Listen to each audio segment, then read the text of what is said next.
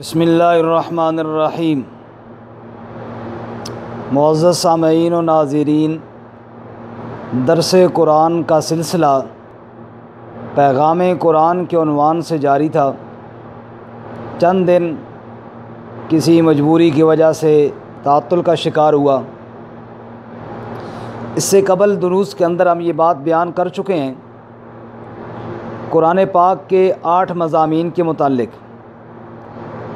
पहला मज़मून और पहला उन्वान कुरान पाक का इस्लाह अक़ाइद है, जिस पर मुख्तसर बात हो चुकी है। दूसरा उन्वान तहज़ीब अखलाक है, इस पर भी मुख्तसर बात हो चुकी है।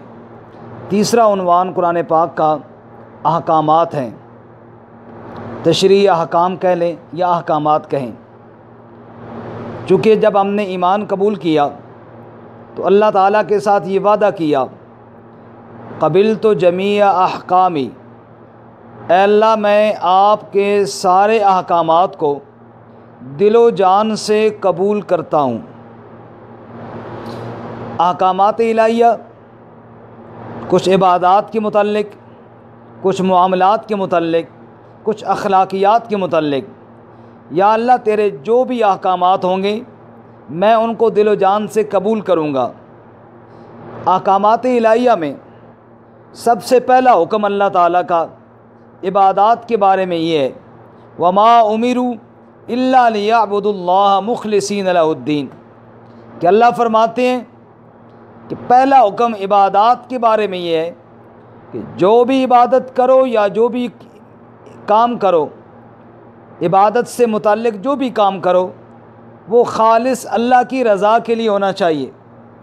अगर उसमें रियाकारी आ गई, अगर उसमें दिखलावा आ गया, अगर उसमें शिर्क की आमेज़श हो गई तो वो सारा काम बर्बाद हो जाएगा और उस पर कोई अजर व सवाब नहीं मिलेगा।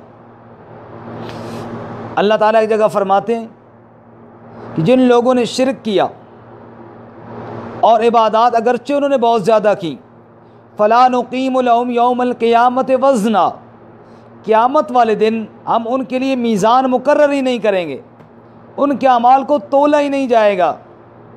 या अल्लाह ये क्यों? उन्होंने भी अमाल किए, नमाज़ें पढ़ी, रोज़े रखे, हज किए, ज़कातें दी, या अल्लाह क्यों नहीं तोला जाएगा?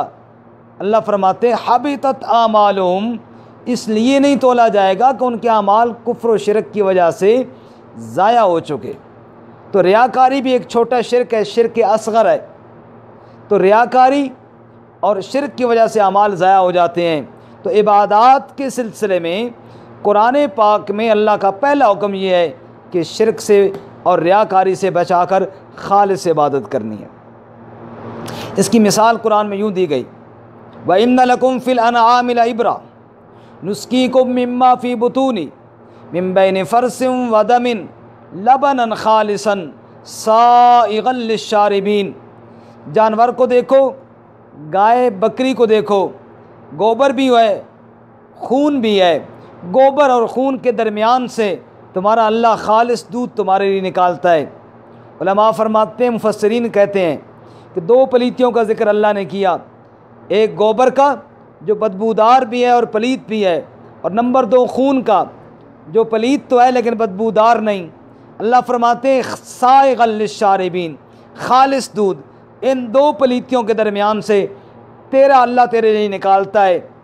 ध्यान करना मेरे बंदे, जब तू इबादत करने लगेगा, दाएं बाएं यहाँ भी 2 पलीतियाँ हैं, एक शिरक जो गोबर की तरह बदबूदार और पलीत है, दूसरा रियाकारी जो खून की तरह पलीत है। फ़दउल्लाह मुखलिसीन लहुद्दीन लियाबुदुल्लाह मुखलिसीन लहुद्दीन, इन दोनों पलीतियों से बचा के खालिस मेरे लिए इबादत कर तो तू कामयाब हो जाएगा। तो इबादात के सिलसिले में हुक्म रब्बी ये है कि खालिस अल्लाह की इबादत की जाए।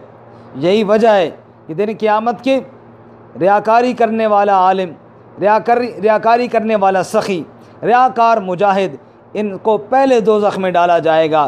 तुमने लोगों को दिखाने के लिए ये काम किया था।